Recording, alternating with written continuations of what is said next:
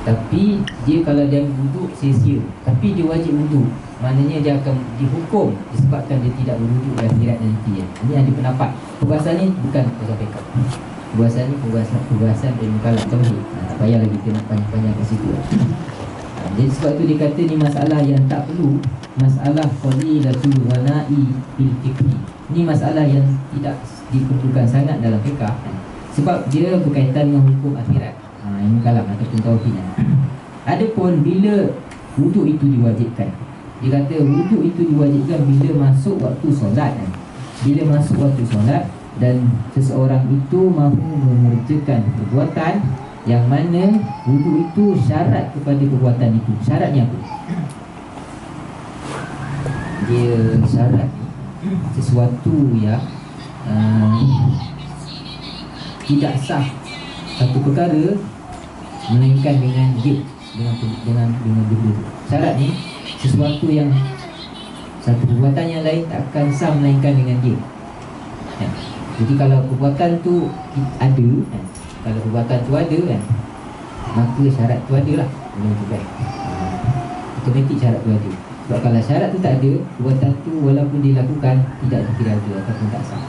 Tapi tak semestinya bila syarat ada perbuatan tu ada. Itu syarat. Tak semestinya bila syarat tu ada maka perbuatan tu ada. Ni main akal sikit ni. Jadi kita nak bagi faham lah.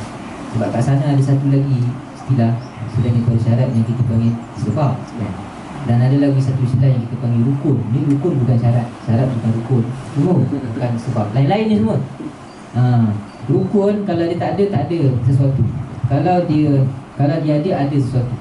Macam tu. Tapi syarat kalau dia ada tak semestinya sesuatu ada. Tapi kalau dia tak ada, sesuatu tak sah ataupun tiada. Macam tu kan. Contohnya wuduk.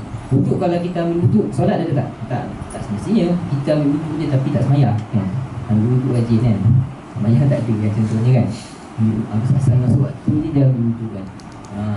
Semayang tak kan. Masuk, lepas tu dia pun pergi main kan. Nanti masuk waktu asar, dia ambil wuduk kan. Semayang tak pun kan. Mak kata, dah semayang belum? Dah basah ni. Kan basah ni. Dah lah ni kan. Dia wuduk saja je kan. Macam tu kan. Jadi syarat tu ada wuduk tapi dia tak semayang. Itu syarat kan. Tapi kalau rukun, kalau dia ada, adalah perbuatan tu. Antara contoh rukun apa? Contoh rukun tadi tu kita rukuk.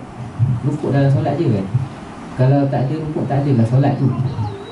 Kalau ada rukuk, adalah solat. Macam tu. Rukun tu sebahagian daripada perbuatan. Syarat ni dia bukan sebahagian. Sebab tu bila dia ada tak semestinya perbuatan tu ada. Itu syarat. Jadi dia kata bila seorang itu mahu melakukan satu perbuatan yang mana wuduk itu syarat kepada perbuatan itu, walaupun kan, perbuatan tadi itu tidak berkait dengan waktu. Jadi ada dua. Ketika maka wuduk itu wajib. Yang pertama bila masuk waktu solat. Jadi kalau tak masuk waktu solat, wuduk itu tak wajib lah. Jadi sunat je. Wuduk jadi sunat je. Tapi bila masuk waktu solat, dia takkan sah solat ni melainkan dengan wuduk, maka dia wajib wuduk. Yang tu kan. Yang kedua, bila seseorang itu mahu melakukan solat, dia nak buat solat sunat. Solat sunat dia tak berkait dengan waktu kan? Melainkan pada waktu yang tak digunakan solat tak boleh lah kan. Tapi pada waktu yang digunakan solat, bebas dia nak buat solat kan? Dia lepas main zuhur, tak dia nak buat solat sunat mana-mana pun kan. Belum masuk asar lagi kan. Ataupun lepas terbit matahari kan? Matahari dah terbit kan. Orang tak lama kata ada segalah kan. Terbit matahari tu, nampak matahari tu naik segalah, okey, dia boleh buat solat sunat kan. Hebatlah dia buat solat. Zuhur tak masuk lagi tu kan. Tapi lantak dia boleh buat solat sunat. Zuhur tak masuk, subuh dah lepas kan. Tak masuk waktu tu, tapi dia boleh buat solat sunat. Dia nak solat sunat, takkan sah solat tu melainkan dengan wuduk, maka dia wajib wuduk waktu tu. Itu masuk dekat sini. Ataupun dia nak buat solat ganti kan. Dan sebagainya kan. Ataupun kita nama qada kan. Bila dia, setengah ulama mengatakan memegang mushaf. Kita kata ulama sepakat dalam hal bila nak memegang mushaf mesti ada wuduk. Itu tak ada kata sepakat. Tapi kalau ikut mazhab Syafi'i, dia nak baca Quran, dia pegang mushaf. Kalau tak pegang mushaf tak apa. Kalau dia nak pegang mushaf, dia kena ambil wuduk wajib.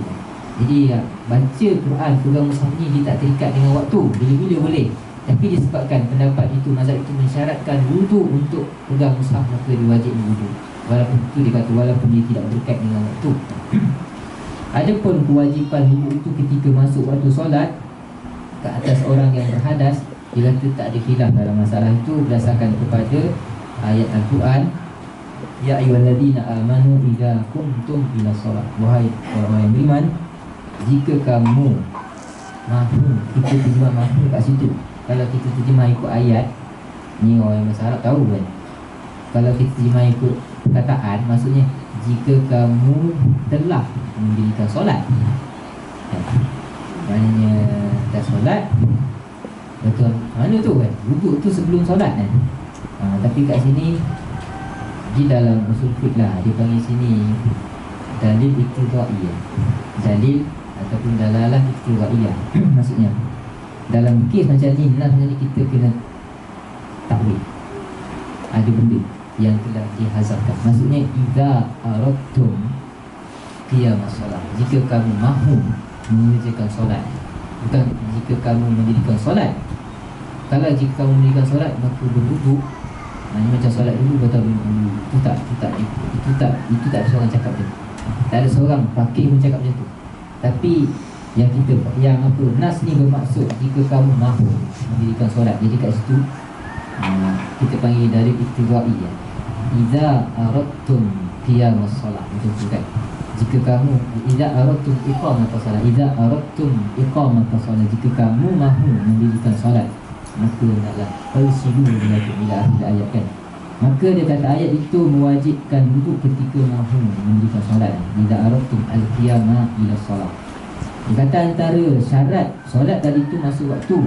Solat ni dia ada syarat sah, dia ada syarat wajib, dia ada syarat sah, dia ada rukun kan. Syarat wajib di Islam lah kan. Kalau dia tak Islam, macam mana pula kan. Syarat sah dia. Sini dia kata antara syarat solat tadi tu masuk waktu kan. Bila masuk waktu maka dia wajib, Belum masuk waktu maka dia tak diwajibkan.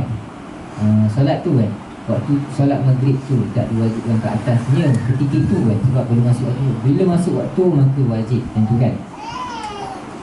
Jadi bila masuk waktu dia wajib solat, maka ketika itu juga wajib dia mengambil wuduk. Itu maksudnya wajib ketika masuk waktu kan.